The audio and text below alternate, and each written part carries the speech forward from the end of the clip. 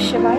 9 फरवरी को मौनी अमावस्या है और मौनी अमावस्या का दिन जो होता है वो उसकी ज्योतिष शास्त्र में बहुत ज़्यादा महत्व होता है, क्योंकि ये ऐसा दिन होता है जिस दिन सूर्य और चंद्रमा एक राशि अर्थात मकर राशि पर होते हैं। सूर्य जो हमारे पिता का होता है, विल पावर का होता है, फेम का प्रतीक होता है, वहीं चंद्रमा हमारे मन को इन्फ्लुएंस करता है, हमारी माता को इन्फ्लुएंस करता है।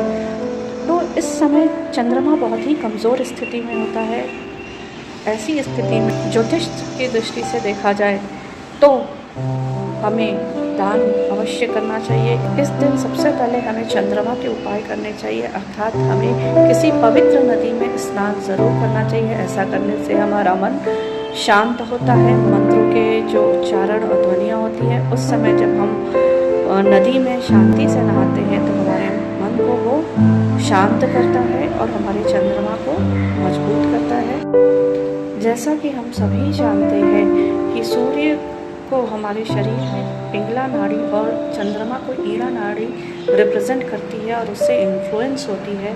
तो इस समय चूँकि सूर्य और चंद्र एक राशि पे है तो ये समय बेस्ट होता है हमें मेडिटेट करने के लिए, अर्थात हमारी सुषुम्ना नाड़ी को जागृत करने के लिए और अपने को मोक्ष की स्थिति तक ले जाने के एक स्टेप आगे बढ़ने के लिए। इस दिन अगर हम शांत रह के ध्यान करते हैं तो इससे बड़ा तप कोई नहीं होता। ये हमारे पितरों की भी शांति करता है।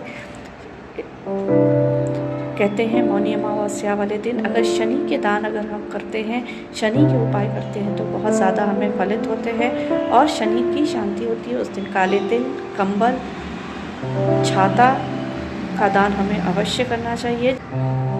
राहु की समस्या से जो ग्रसित हैं उन्हें काले कपड़ों का दान अवश्य करना चाहिए। काले कंबलों का दान करें, आपके लिए शुभ होगा।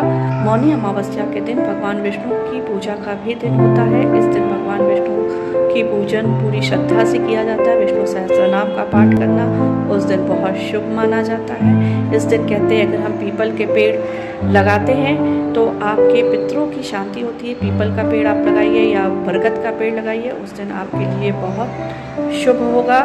उस दिन पीपल के पेड़ में जल दान करना और दीप दान करना बहुत शुभ माना जाता है। इन लोगों की कुंडली में पितृ दोष या पितृ ऋण है, ऐसे लोगों को मौनी अमावस्या के दिन अपने पितरों के नाम का तर्पण अवश्य करना चाहिए। एक लोटे में जल लेके उसमें थोड़े से तिल डालकर दक्षिण दिशा की ओर मुख करके पितृ देवाय नमः, पितृ शांति भव करके उस जल को किसी एक गमले में डाल देना चाहिए। अगर गमला नहीं है तो किसी पॉट में आप डालिए।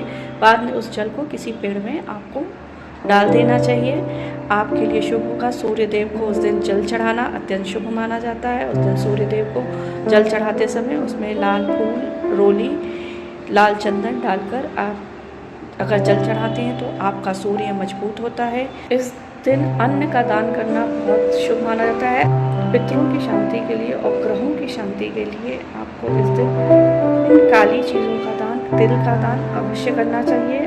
पितृ शांति के लिए मौनी अमावस्या के दिन गाय को चारा, कुत्ते को जो है रोटी और कौवे को रोटी अवश्य देनी चाहिए। आपके पूर्वजों को शांति मिलती है। इस दिन कहते हैं मौनी अमावस्या के दिन किया गया दान आपको बहुत फलित होता है। इस दिन आप पक्षियों के लिए दाने की व्यवस्था अवश्य करें। अगर संभव हो सके आपके आसपास जलाशय हो तो मछलियों को जाके आटे की गोलियां या फिर लावा ज़रूर खिलाएं, आपके लिए बहुत शुभ होगा। आपकी राहु की शांति ये करेगा। मौनी अमावस्या के दिन कहते हैं तुलसी पूजन का भी बहुत महात्म्य होता है।